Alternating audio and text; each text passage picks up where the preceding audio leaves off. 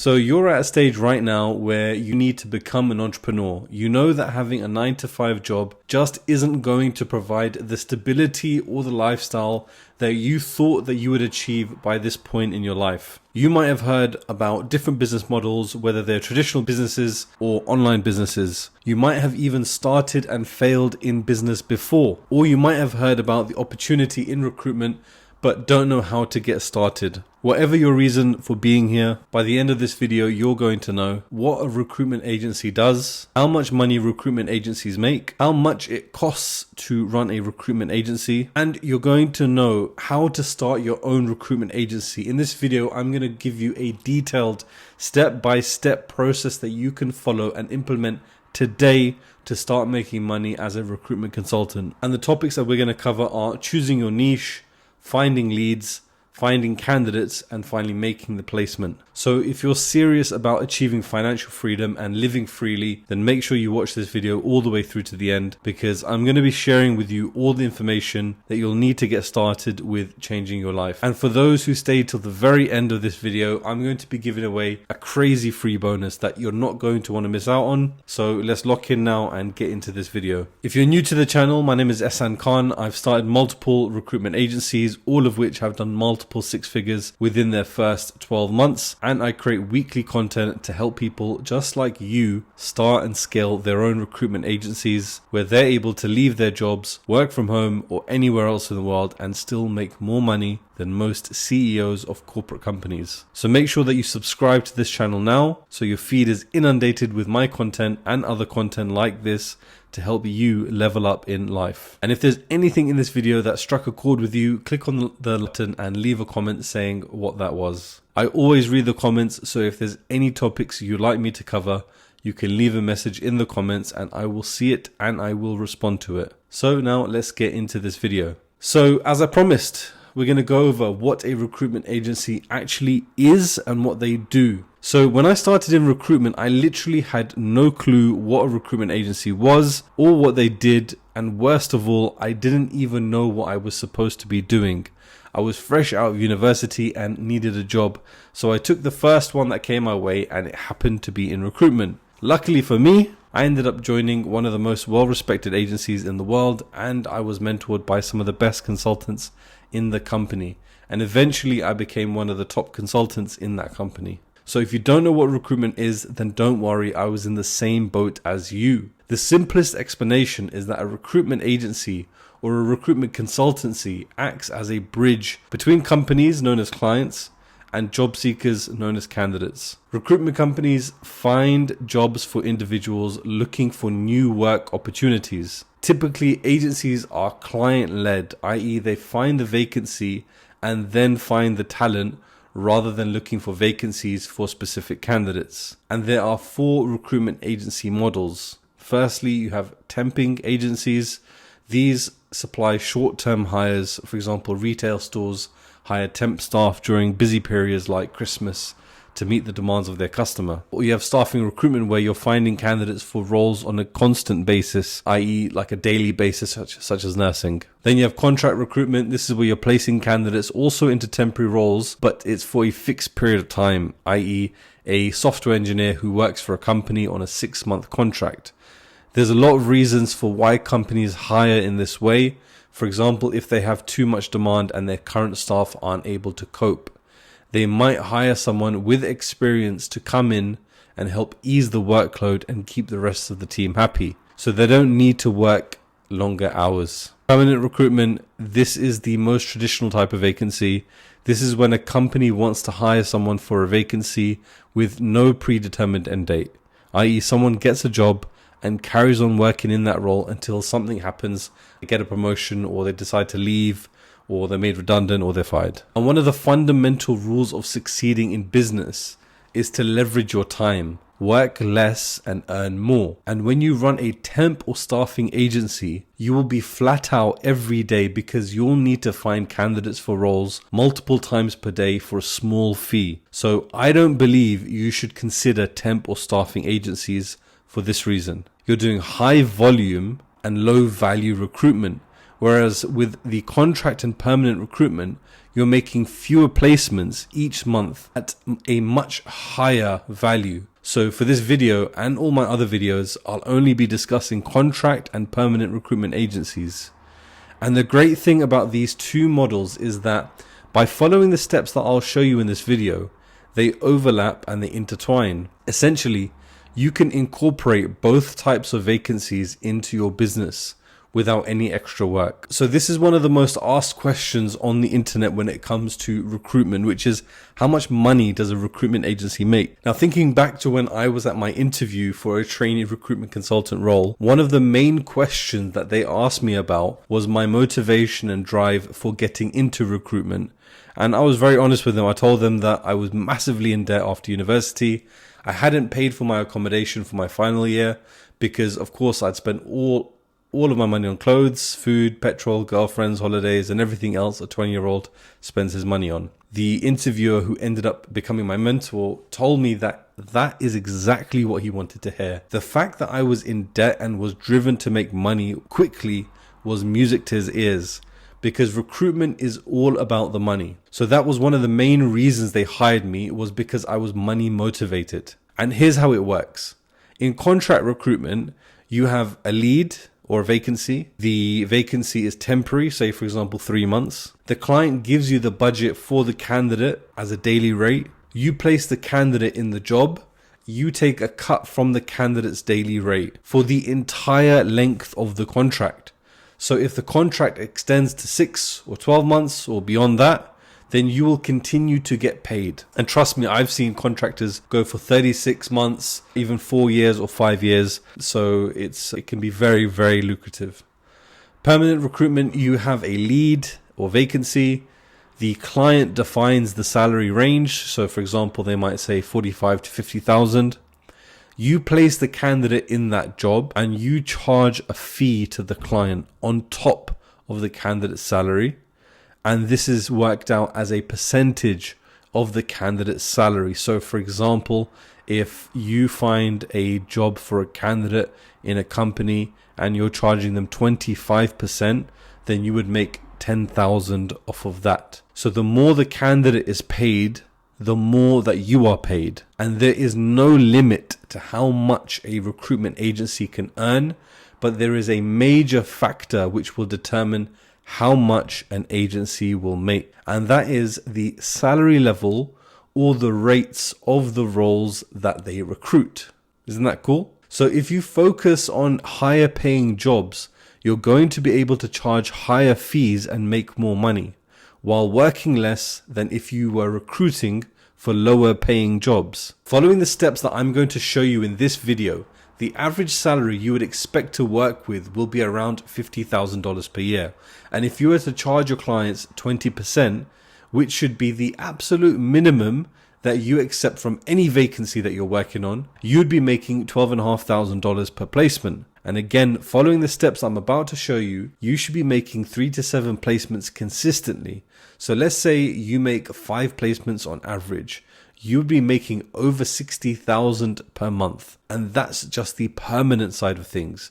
If you were to do contract deals alongside that, you could expect to charge at least $100 per day for each contractor that you're placing. So if you have just 10 contractors working for you at the same time, you'd be making $20,000 per month on repeat.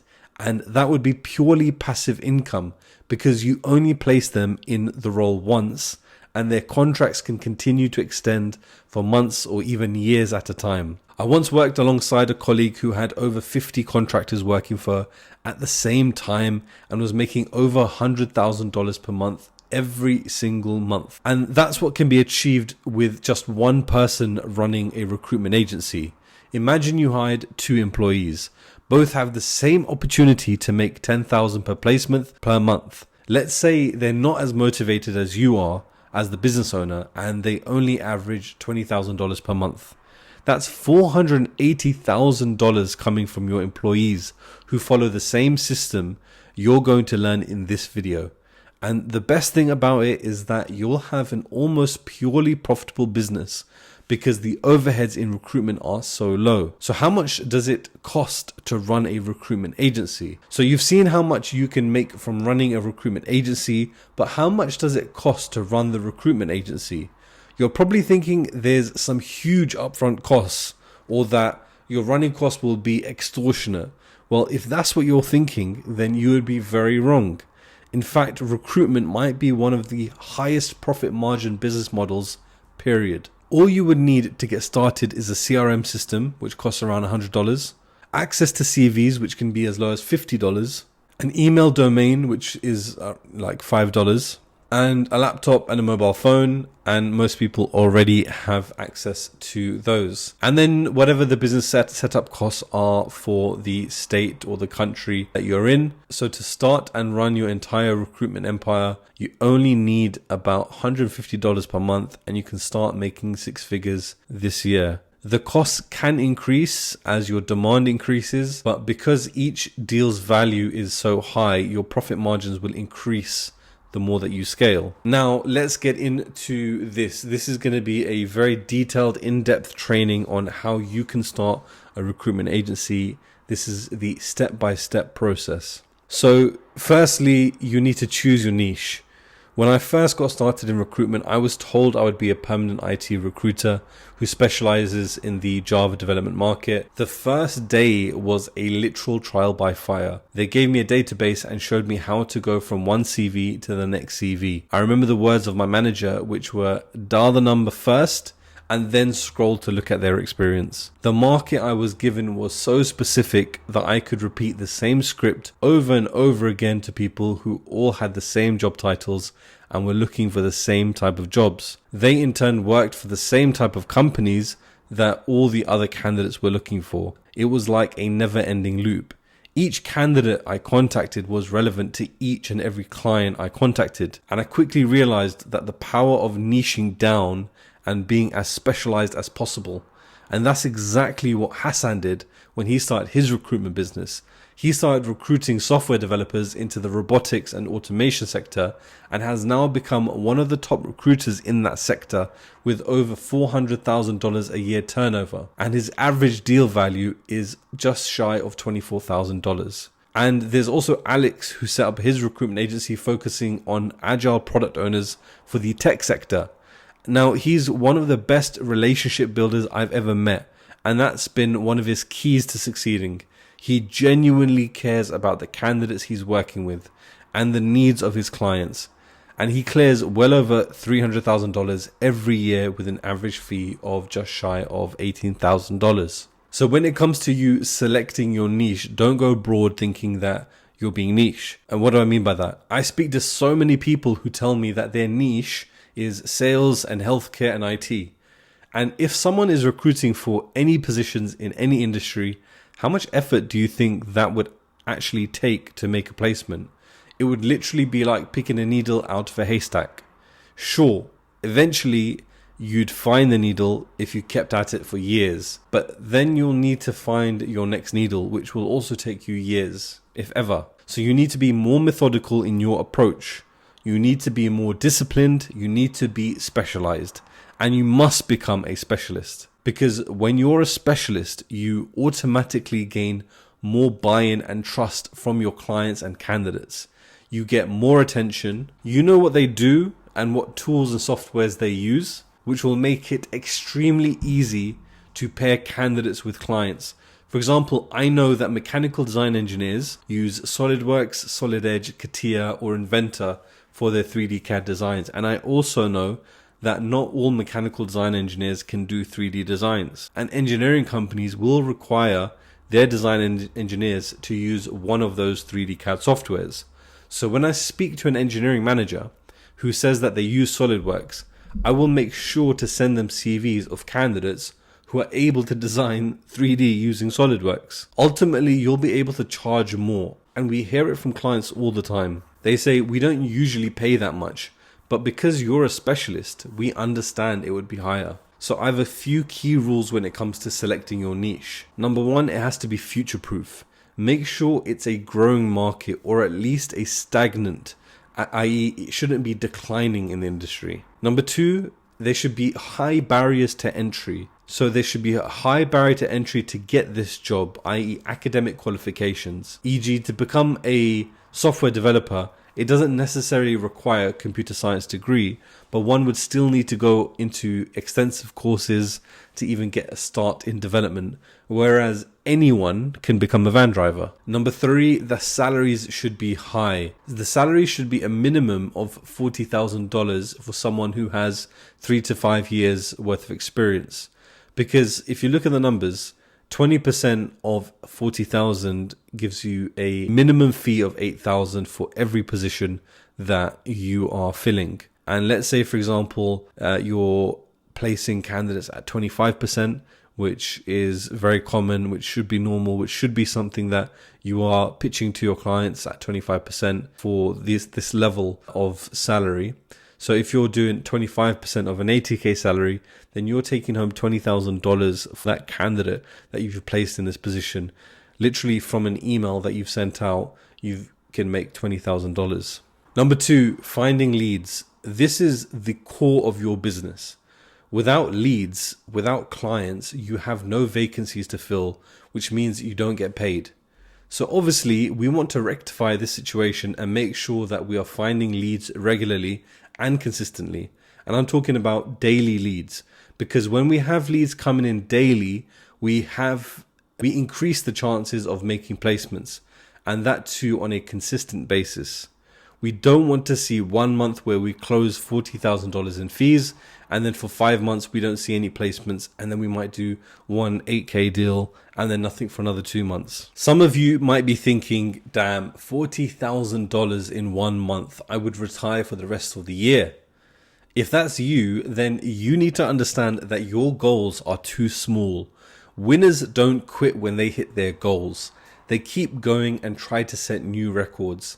And being successful in business actually means doing the boring stuff. Doing the work others don't want to be doing. It's extremely unglamorous.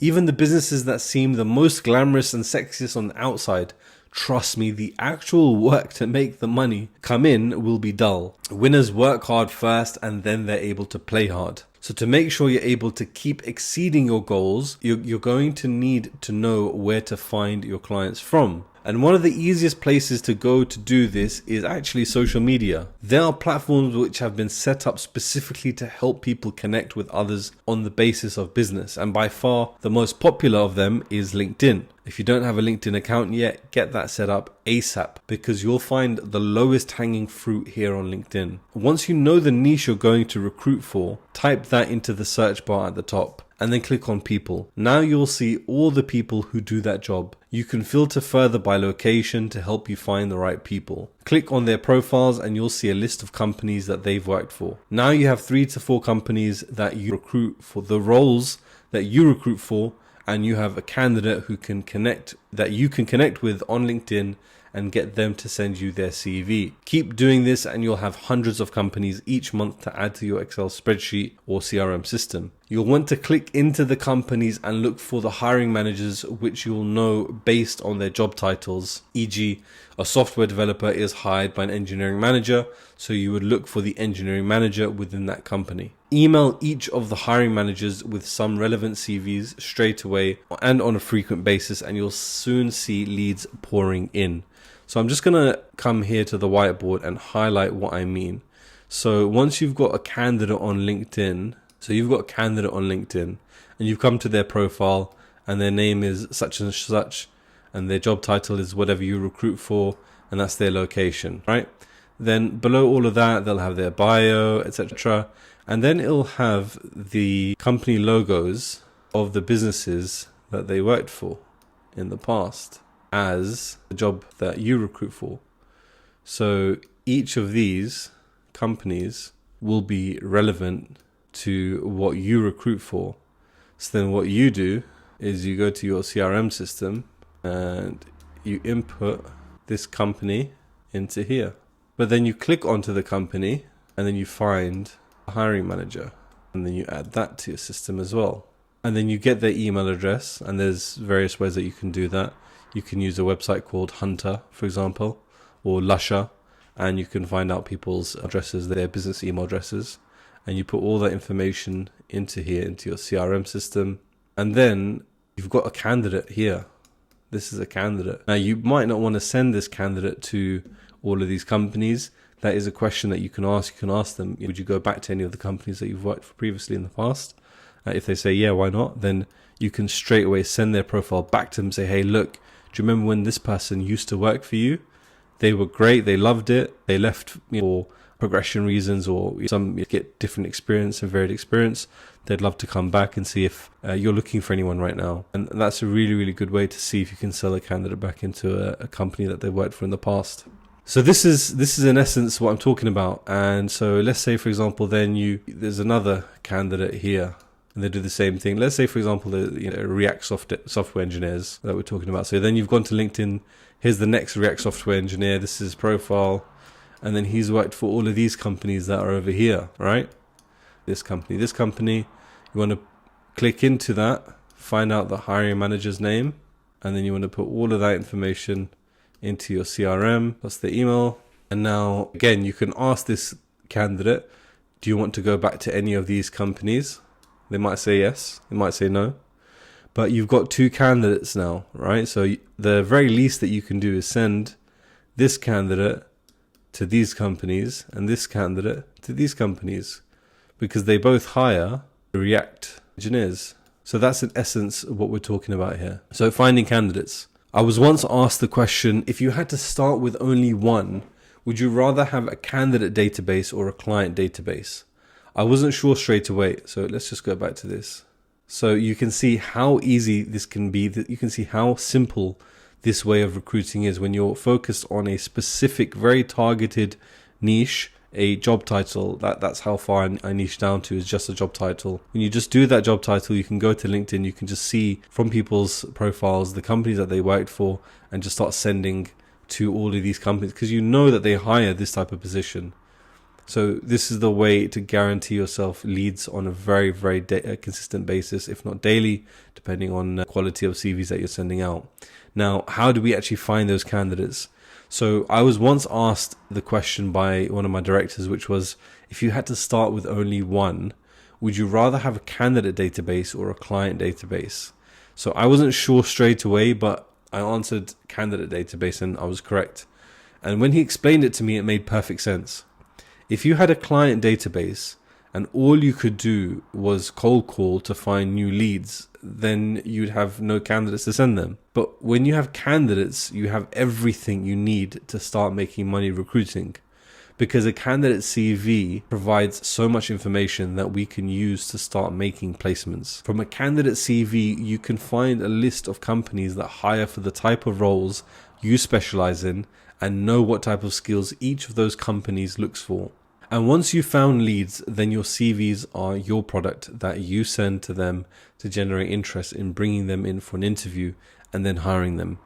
There are a ton of ways to find candidates, and I go through all of them in detail in my coaching program. And if any of you are loving what you've been hearing so far and want to accelerate your business from 0 to 6 figures, then you should join that program.